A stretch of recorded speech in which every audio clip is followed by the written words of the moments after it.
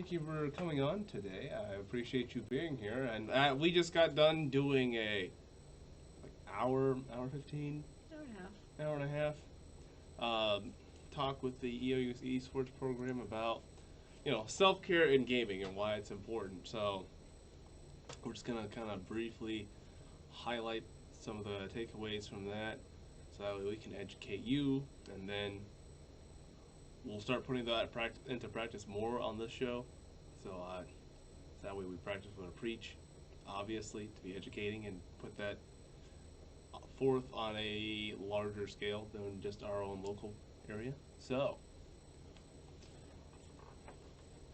care to review a few of the highlights of today's session? Okay.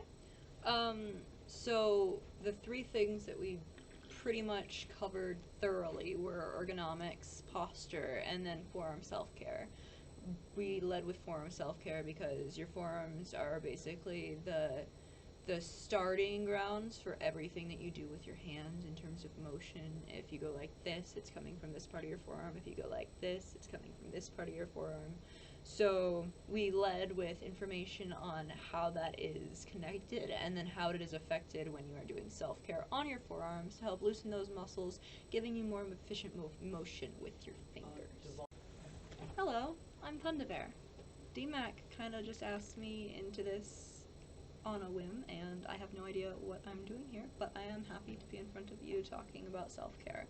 I'm a licensed massage therapist, and I was invited in today to talk to his team about self-care, and we just discussed the forearms as I was talking to you about. We as well discussed how posture will affect your overall body and how it continues to form over time. For example, if you're not sitting correctly with your hips, then your hips unaligned will affect your overall spine, leading all the way up to your cervical spine. And as you continue to come more and more forward, your shoulders will start hurting, everything will come forward. So our discussion today was about everybody being able to bring themselves open and being able to sit in a position to which they can keep their body in a comfortable place and keep their body in a way that it will maintain itself over time for them instead of hurting them in the long run. That's pretty much all I came in to talk about. It was essentially making sure people knew about how to take care of themselves and making sure people knew why it was relevant and how it was applicable to their own respective lives and lifestyles. So you talked about forearm awareness, posture, and ergonomics. What are some key points that why is self-care important to people who find themselves in the gaming profession? Well, self-care is important to people in every profession. But essentially, the reason self-care is so imperative for people who play or work on computers is because when you're stagnant in a specific position for long periods of time, your body will end up reacting in a way that is less than ideal. Things get stuck, and while things are continuing to get stuck, you'll find yourself more and more limited. When you self-care, you can prevent those limitations. So not only does it optimize your gaming performance, but it also allows your body to do what it needs to do without you feeling like you're stuck in a position. Okay. And I know when I brought this up today, a lot of people thought this is gonna be a mental health talk, actually, as opposed to a physical. But I believe there is a very strong, just through research, connection between the physical health and the mental health. Can you speak to that at all? Or? Yeah, so the way that I was trained in school was very holistically. My primary teacher in school was all about holistic self-care. So while I was talking about physical things, my biggest point that I was trying to bring to the table was that it had to be conscious.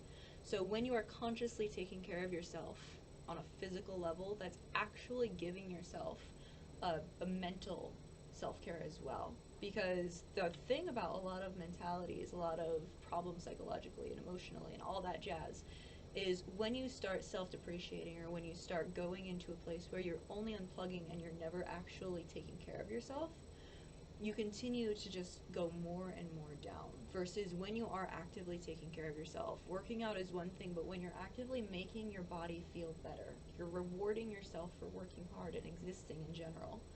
When you're consciously doing that, then it gives you on multiple different levels that appreciation for yourself, because you're telling your body, hey, I appreciate you, and then your body will in turn tell you, hey, I appreciate you back.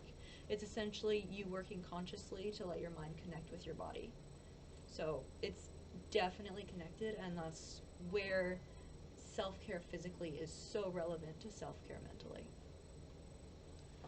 So, how do you see the message of self-care and the importance of doing this work in correlation to gaming? How do you think that's going to play out in the future? Do you think that it needs to be brought in more? Does it need to be a center point? How is it going to look going forward? I love that question. So personally, I would love for self-care to be involved in everybody everywhere in the world, because it's one thing, I'm a massage therapist, so you can come in, you can pay me for an hour or 90 minutes or 2 hours or however much time you want, and I can take care of you, but that is just in a room, and you have to pay for it. People budget themselves differently than a lot of other things. People don't see self-care like eating, where it's crucial, because they don't die if they don't have it. But I would love for it to be, especially in the gaming community, especially in workplaces, places where people are stuck at desks, people are stuck in front of computers. I'd love for self-care to become way more normal, because when you learn how to take care of yourself, when you learn in your downtime that instead of just staying here and being like, oh my god, I'm in pain, help me, you can actually open up. You have things to do for yourself. You can work on your hands. You can make them feel better. When you know you can make yourself feel better, your quality of life goes up, and therefore your performance goes up. So especially for gamers, especially for people in a workplace, I think self-care, and I'm hoping that it will become super, super, super important, and like you said, a crucial part of even having that profession. Like athletes, when they're not doing the event that they're going to do, they're still working out, they're still preparing for it, they're still taking downtime and rest time. The same thing should be applied to gamers. Is there anything that we should demonstrate for the audience right now that they can kind of see, like, okay, this is what that looks like? And then from that, can we build something that I should incorporate every show as a reminder for myself and the audience that, oh yes, this is a work that we're going to bring forward, we're going to put effort in, and we're going to incorporate it into what we do. So that way we can start to systematically do more positive work in breaking down that stereotypical image of what is the gamer. You know, where you see like an overweight dude, neck beard, playing World of Warcraft, eating Cheetos. Like, Yeah. but that's not the reality, right? So, No. how can we bridge those two things together to overcome and kind of progress this movement? I thank you for thinking of a thoughtful question. So, I think something to really show people, because first off, can I just say I do really appreciate that you brought up the fact that there is a stereotypical gamer. Like, I have an IGN. That's what I'm using when it's coming to this. Like, my Just a Guppy is what I usually go by, or PundaBear, depending on the game, if PundaBear's already taken. But the thing is, self-care is for everyone. Whether you're overweight or underweight, or you're doing computer work, or you're doing games. Like, you can be typing an essay, or you can be playing League for a few hours. At the end of the day, it's still really important to self-care. Something that is really easy to show, and I'm going to show it on myself just because I know that most people don't game with another person right next to them, is something that I loved doing for your students when it came to showing them different things that'll show almost an immediate result in terms of how you are feeling. And it's essentially, it's more of a fascial, it's oriented more on fascia than it is around muscles. So again, muscles for your hand all stem from here. So if you're doing this kind of a thing, it comes from here. If you're doing this kind of thing, it comes from here. And you can tell that by when you're doing things in your forearm, you can see your fingers move. You can see your hand react without you reacting for it. But when it comes to your wrist, something to help with your wrist is as simple as taking one of your hands. Korean blazers don't fit my arms. Wear a suit. I know. Okay. So you take one of your hands and you take your other hand and you just press into the skin. Now what you're doing is you're stabilizing the skin. You're not digging into your wrist. You're not grabbing anything crazy. You're just stabilizing the skin. And actually it's better to do this under the wrist just because I don't know how much you guys are going to try and like destroy yourselves to try and make this more efficient. It's not more efficient if you hurt yourself. So you're going to go underneath where your wrist kind of separates, and you're just going to stabilize the skin, and then you're going to slowly pull your wrist towards your face. And you're going to feel, it almost feels like burning. You don't have to make it intense. Don't try and tear things up, but you're going to feel that burn. Do you feel that burn? I feel a tension. I wouldn't call it a burn. Okay. It's like, it almost feels like you're trying to peel something apart. Yeah. You feel that? Okay. So that peeling sensation is not bad at all. You're going to do that, and then you are going to release, and as you release, just gently compress. You're going to do this on each side of your wrist. So on the outside, do the same thing. You're going to turn your arm, pin things down, and then bring your hand towards your face. I feel like this way, or... So you take your hand, you place it down. Oh, so pin things. fingers toward the outside. And keep your hand away from you for now, because you're going to pull it towards yourself as a stretch. And then you're going to bring your hand towards yourself and feel that tissue stretch. So we've done this, we've done this. Then we do the other way, and if it feels uncomfortable to do this, then just use your thumb. Don't push with your thumb, but just use it to pin and stabilize. You're going to bring your hand towards your face, and then you're just going to bring your hand away from your face. And again, feel that stretch. You feel that? Mm-hmm. And then the last one is at your thumb. If you're doing this on yourself, it might be easiest if you take your hand and you put it almost like you're about to shake your wrist or something. Not like that. But yeah, you press again, and then you gently stretch. And with this one, instead of just moving your hand, you can also just slightly bend your thumb, because a lot of things individually connect to your thumb. So when you add that to the movement, you might feel even more of Is it kind of stretch. a rotation or a...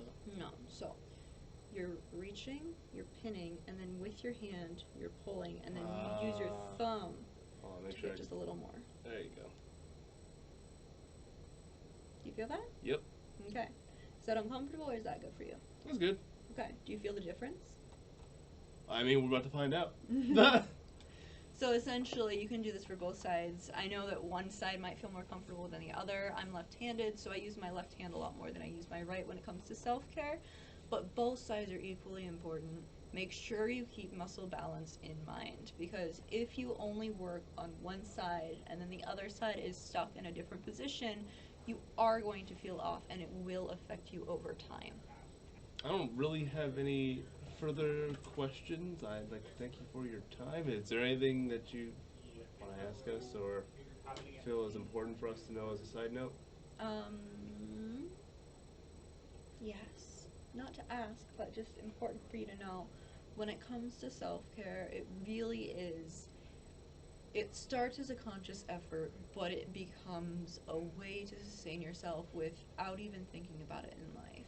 I can't tell you how many times at the beginning of me taking care of myself, at the beginning of school, when I would be lifeguarding and I'd just be like playing with my forearms while I'm at the chair, still looking at people, but just like very, very subtly just working on my tissues. And it was unconscious at that point, because it went from being like, oh, am I doing something weird in public? Is someone gonna look at me and be like, what are you doing to yourself? It stopped being that, and it more became just like a very small thing to take care of myself while I was doing the rest of the world. I could still do my job 100%, focus on my job 100%, but self-care became so integrated into me that I could take care of myself without even taking myself out of a situation. And that's where I want everyone in the gaming situation, in the gaming profession, to experience as well. Instead of feeling like you're having to take time out of your day, feeling like you're actively pulling yourself away from what you want to be doing, I want you to think about self-care, even the small things, even just mild compressions, even just a simple stretch. I want you to think about it as something you can do while you are doing what you love. You don't have to be sitting there waiting for your character to like get out of the kill screen and reload a base. Like you don't have to just sit there and be like, "Man, that sucks." You can be actively paying attention to your body. It doesn't take a lot of time. It doesn't take a lot of effort. It just takes like a single moment of conscious like, "Oh, I could do this." And then you go right back to what you're loving. You're doing what you want, but you're also feeling better doing it. Is there any healthcare recommendations on how often we should take breaks? Because I don't. Sometimes I take breaks and sometimes I just go. Yeah, I'll be honest. I'm not the most ideal. You just mentioned practice what you preach, and I cannot say that I am the best to my body when it comes to taking breaks when I'm at the computer. But I do know that it is important. It is very important, especially if you feel something. If you are hurting, if you feel your body telling you something, listen. So if your body is sitting in the same position for over 3 hours and it's like, dude, I need to go somewhere, just stand up, do something, then do it. Listen to your body, and generally it will tell you where you need to go, but you have to listen, because if you don't, you're never gonna hear when your hips are like, oh my god, I need to move, or your shoulders are like, oh my god, I'm gonna die, or it's just you need to be conscious of what your body is telling you, and then you'll know how many breaks you need to take, how much you need to stretch, etc., and so forth. So I wasn't here for part of the recap. Did you discuss the pre and after and post? Oh, I did not. I Okay. feel like that might be a good thing to discuss. Is pre-game rituals and starting to develop those, and post-game rituals and what those kind of look like. Yes, okay. So before a match, somebody asked a question about before a match, whether you should do all the stretches and the really in detail things that will make your hands feel different almost. Your body will feel different after a lot of the self-care techniques I showed in the course, which I know I haven't showed you guys all of them, but essentially there were things that involved like pinning and moving to just break up muscles and just keep things functional, but making them even more functional than they were. So we were asked whether we should do these before a match, and essentially the answer is yes and no. You don't want to do something that will change how your body acts right before a match. You've been practicing with your body set in a specific way. So now you want to keep your body set in that specific way. If you want to do something for self-care and it's involving a lot of change in the tissues, it might be more ideal to do it either the day before or a few days before. And then before the match, instead of doing something that will actively overwhelm your body by changing something and maybe even mess up the rhythm that you've built up over time, you can do small things to stimulate your tissues. So we were talking about tapotement, which is essentially along the lines of you just like tap into your tissue until it's stimulated. It's actually a massage technique, by the way. I'm not making this stuff up. And essentially what you're doing is you're just getting things ready to work instead of trying to force things to separate because of the work they've already done. So there's tapotement, there's what is that called? Vibration techniques. So it's just stimulating the nerves, stimulating the tissues, getting things ready to do what they need to do. Shaking works as well. After is when you can stretch more. The wrist stretch is mild enough to where if you just do it gently beforehand, and then you can do a more effective stretch afterwards. Those are things that you can do before and after a match to let your hands and your forearms know that they're being taken care of, but also make sure you don't end up exhausting your body before it even begins. Yeah. I think those are great points. But I don't have any further questions. I'd like to thank you again for your time, and we hope to see you around more. Maybe. Who knows? I do have a business. You do have a business, a successful one. So we again appreciate you taking the time. But she might be a great candidate for a future co-host on the Mix-Up, which is a show we do twice a month, talking about events and gaming. Listening. Oh, thank you for coming. I think that the things you educated us on are things that definitely need to be brought into the forefront as we see this gaming culture and climate kind of shift from. I think the gaming community is making great strides towards being a less toxic place where people are talking about things like self-care and taking care of yourself, mental health, and like terms of competition and streaming. Like I know there was a streamer a while ago who was talking about when they took breaks and how some people got mad because it was like it's your responsibility as a streamer to be there to entertain me. He's like, no, my job is to be a human being. You can watch me if you want. I don't owe you anything. Yeah. And so to take care of myself first and foremost is my goal. And like having those boundaries, the people who respect that stayed, obviously, and the people who don't left. But then they kind of were able to narrow down, like, okay, who are the people out there that really appreciate the work I do? Yeah, and then that also leads to like the really important thing where it comes to, so I mentioned this in our lecture-ish kind of thing as well, but it's super important to remember that if you have something that will benefit your body at your disposal, you shouldn't not do that just because other people think it's lame. Like, I wouldn't stop massaging people just because somebody was like, wow, you're a massage therapist, that's a weird job, haha, insert disgusting comment about weird joke here. Like, people need work. People's bodies need to be worked on. People need to take care of themselves. To take care of yourself is super duper duper duper duper important. That's why I moved back to where I live. Like, I wanted people to be able to learn how to take care of themselves. So essentially, I love that you were talking about a streamer who stood up for his body, because that is where I do want every community to go to. Instead of feeling like you have to be in pain because the stigmas about when it comes to gender, like, be a man, be tough, you can't do what you gotta do to take care of yourself, like, that's bull. Like, you gotta be able to take care of yourself, whether you're, like you said again, overweight, underweight, a guy, a girl, whatever, you gotta be able to take care of yourself. So, just remember, take care of yourself. Thanks again for having me. Thanks again for coming.